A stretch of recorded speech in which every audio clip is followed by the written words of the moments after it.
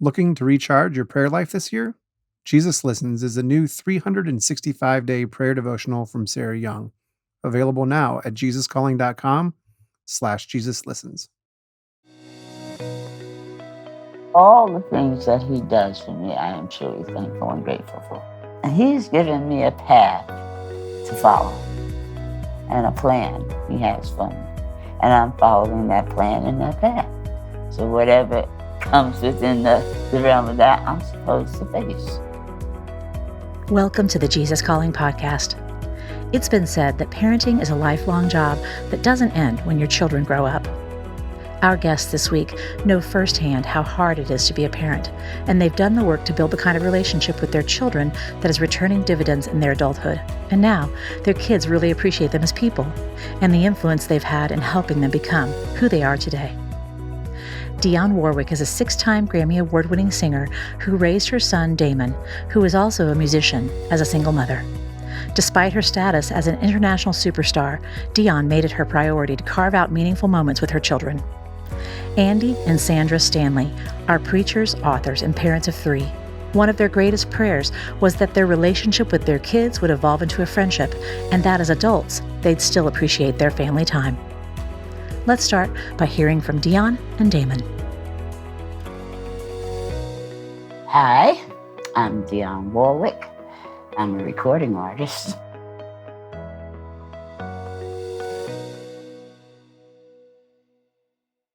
I come from a gospel singing family. My entire family were gospel singers. My mother's side of the family, her brothers and sisters, evolved into becoming the drink art singers.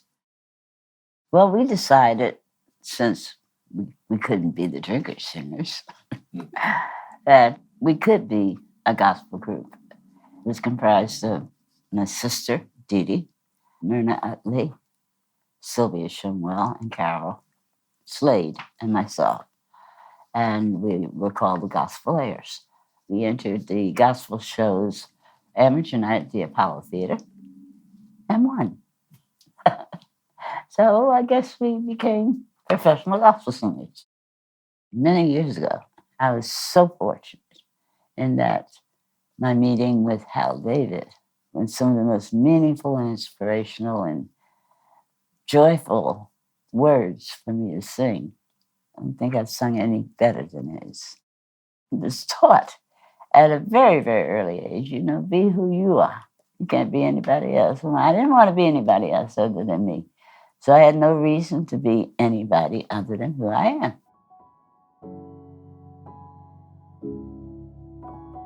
Growing up, Mom never missed a softball game, never missed a tennis game, was always there at the end of me and my brother getting in trouble, meaning that she was always right there to catch us. And she raised us by saying, I never forget, she sat us down once we both were of age to kind of figure out what was going on, and she said, you might see me on TV, you might see me on stage under these lights, and people might go a little goo-gaga over me, but I'm your mommy, and I'll always be your mommy. So that's just what it's always been. She was preparing me to be able to kind of step into this arena and be able to handle it. Well, one thing I was not aware that their interest was going to fall into my category of music. My whole sense of their well-being is basically whatever makes them happy. They could have been mechanics for all that mattered, as long as it made them happy. So it's exciting that they chose music. Thrilled about it, and the reward has been they've had success in it. She's just been that way and has been the greatest source of, she's like our sounding board, so that's kind of how both me and my brother look to Mom. We call her every day with everything. One of the greatest lessons or things that I've learned is just truly be who I am. And sometimes I know it might drive Mom a little crazy, but it's part of the lesson that I learned, to be who I am and to stay true to who I am. And I've done that through every walk as part of growing up. You go through a lot of ebbs and flows. But I think as long as you're true to yourself, it's all good.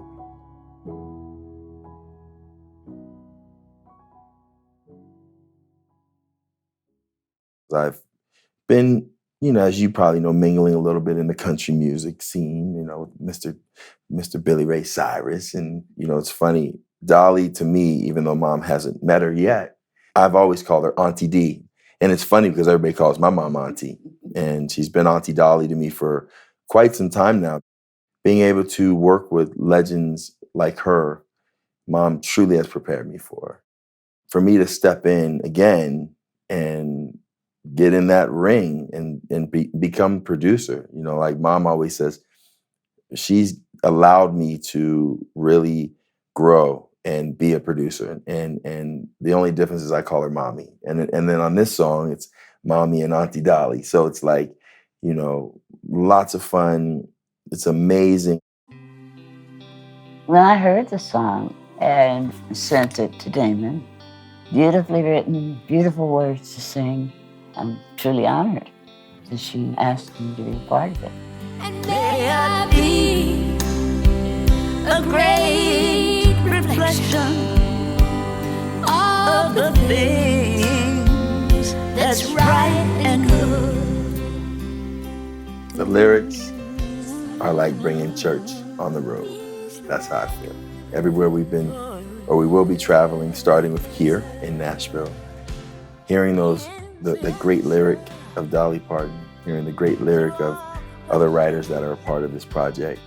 It's like truly, when you say bringing the gospel, that's what we're doing. But I want to also add that it's something that's magical.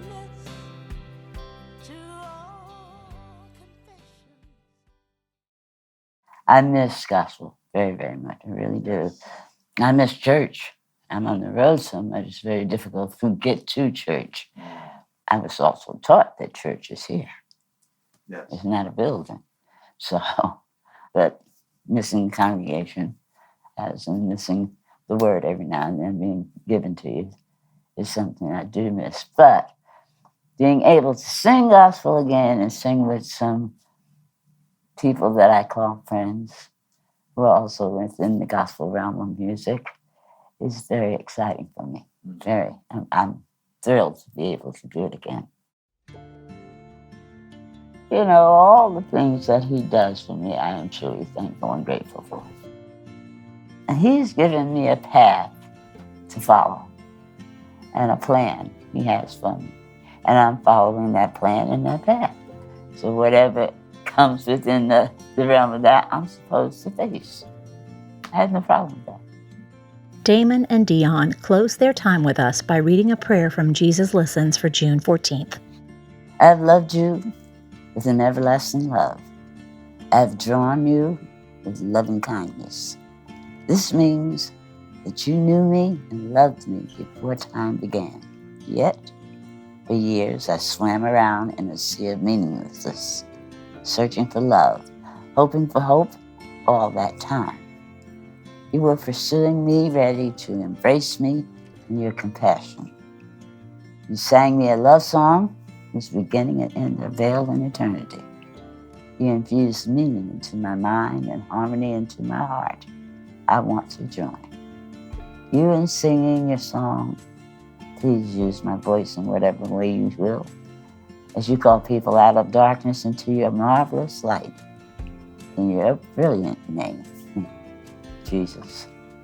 Amen. Amen. Check out Dionne and Dolly Parton's single, Peace Like a River, as well as Dionne and Damon's new song, I Kneel, releasing on Mother's Day. Stay with us to hear from Andy and Sandra Stanley after a brief message.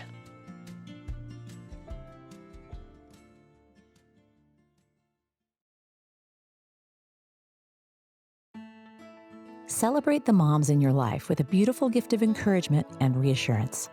The new Jesus Calling for Moms features devotions from Sarah Young's New York Times bestseller, Jesus Calling.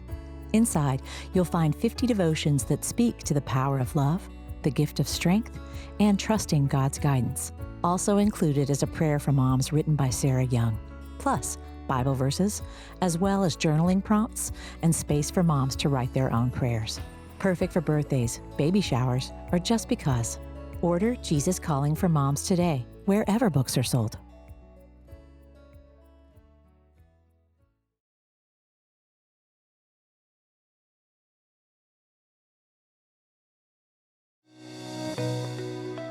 Our next guests are Pastor Andy Stanley, founder of North Point Ministries, and his wife, Sandra.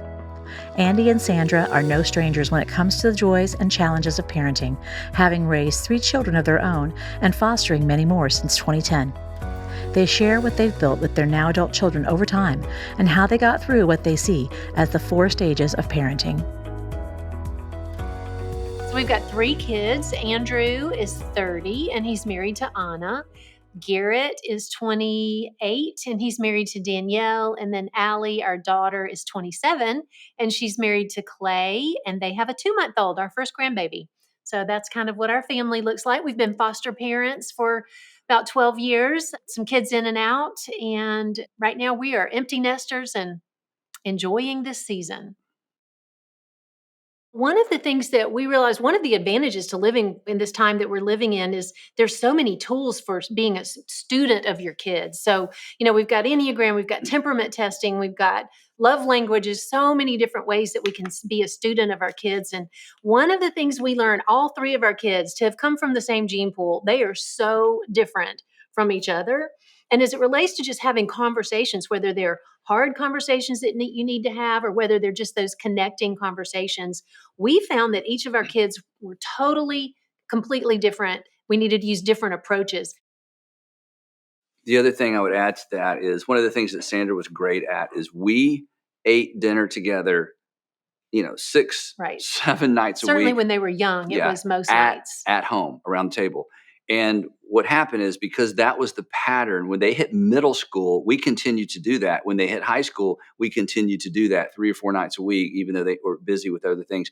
But having established that pattern when they were young and they had no choice and continuing that pattern, we learn more probably in the middle school and high school years during dinner at home, because the point of dinner with middle school and high school kids is not eating. The point of dinner is conversation. One of the things we always tell parents is do not make dinner time a time of correction, and don't make dinner time a time of potentially offensive questions. Don't correct, just listen, ask questions, listen. And one of the things, again, we saw parents do in the middle school and high school years was try to make every moment a teachable moment. But the problem is they don't want to be taught, and they certainly don't want to be taught at dinner. We made dinner time an information flow zone. There were no bad ideas. There were no wrong attitudes. We'd pray with our kids at night when they were young, but we continued to pray with them through every season of life. And when we ask our kids, hey, what were the things that we did that helped instill spiritual values in you? And one of the 4 or 5 things they said made a big difference is that we continued to have family prayer, even through middle school and high school years, even when it wasn't their favorite thing. And it really did add to their relationship with each other. They were praying for each other, all of that added to that, them choosing each other. Yeah. But we decided early on the win was a relational win, that we wanted kids who wanted to be with each other and with us when they no longer had to be. That dictated how we disciplined. It dictated the rules that we established. It dictated our schedule, our priorities, everything. We really parented to that one win. And now on the other side of that process, we just think that's something every parent is going to want. And so we wanted to lay out the strategy that we use to accomplish that. And the reason we want a healthy adult relationship with our children is because we want to continue to have influence in the lives of our children once they're adults. And a parent should never give up influence unnecessarily. And relationship is influence. We are very hesitant to allow someone we don't have a relationship with to influence us personally. And we definitely don't let people we have a bad relationship with influence us. So maintaining strong relationship along the way is huge. And so that's why I think parents intuitively know that, and they want to get it right.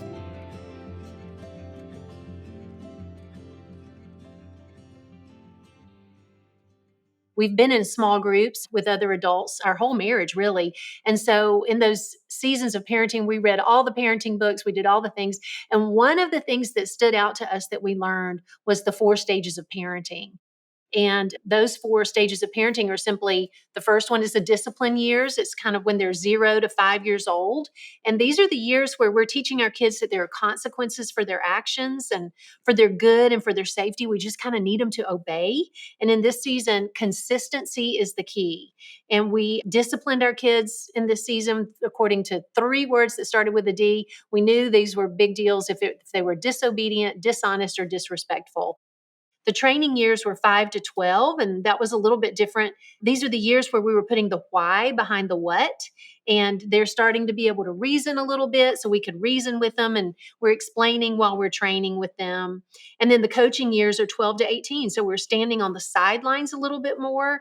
We're kind of coaching them while they're learning to make maybe some, independent decisions more and more. And like a coach, there are times that we sort of yank them off the field to make some adjustments, but mostly we're letting them experience the natural consequences of their actions. And for parents during this coaching season, this is a season where we're focusing on connection over correction. We really want to focus on connecting with our kids so that when they do hit those walls or come up to something hard, they want to turn to us. Yeah. And then 18 on, these are the years where we are, and, just being friends with our kids at this season is super fun. One of the things I realized not too long ago is that if we didn't know our kids and we met them, we would want to be friends with them. And that seems like a huge win. Yeah. One of the advantages we worked with high school students for 10 years together when I worked for my dad in high school ministry. And we saw lots of different parenting models and different approaches. One of the mistakes we saw parents make, and this was before we had kids, but it was kind of a heads up for us, is they tried to become friends with their kids too early. A healthy adult relationship with your children is a reward of following through on these 3 stages. So we decided to try to stay in our parenting seat as long as we needed to through those 3 stages. And now we're enjoying a healthy adult relationship with our kids. It's really fun where we are now. Our parenting goal with our kids was to end up with kids who wanted to be with us and with each other when they no longer had to be.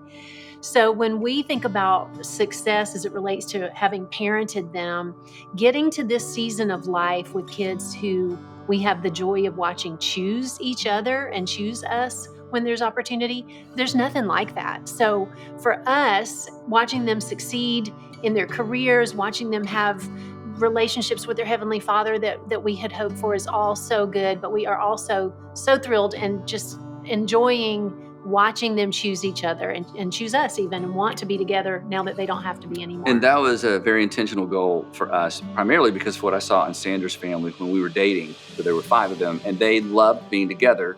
And they loved being together so much that it stood out to me. And when we were married and had Andrew, I said, that's what I want. I think that's what we should parent toward. And of course, she was like, what do you mean? Isn't that what every family is like? I assumed it. I'm like, no, what your family has is very unusual. It's very healthy. And I would love for us to parent and move in that direction. And again, we did. And now we're on the other side of that and feel like this is something we wanted to share with other parents.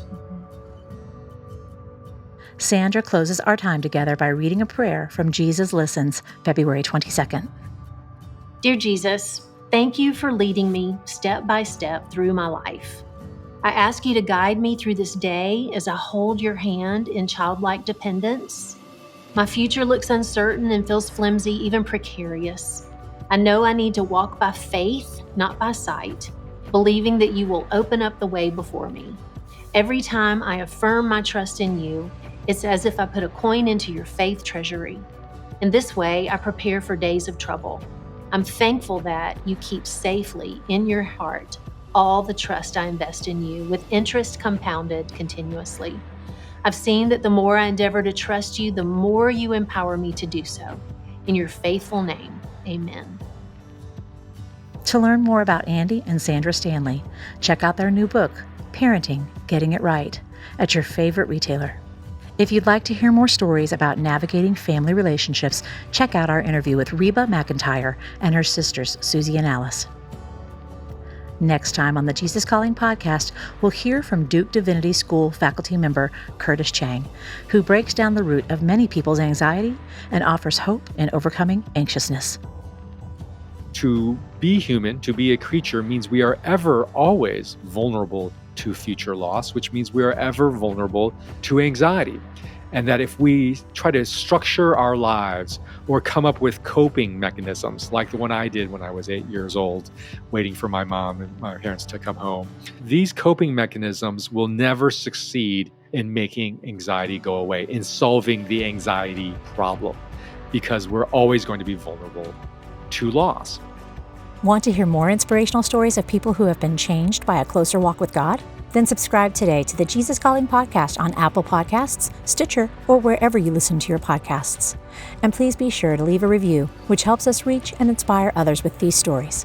Plus, if you like seeing our guests as well as hearing them, you can find video interviews available on our YouTube channel at youtube.com/JesusCallingBook, on Facebook, and on the Jesus Calling Instagram page.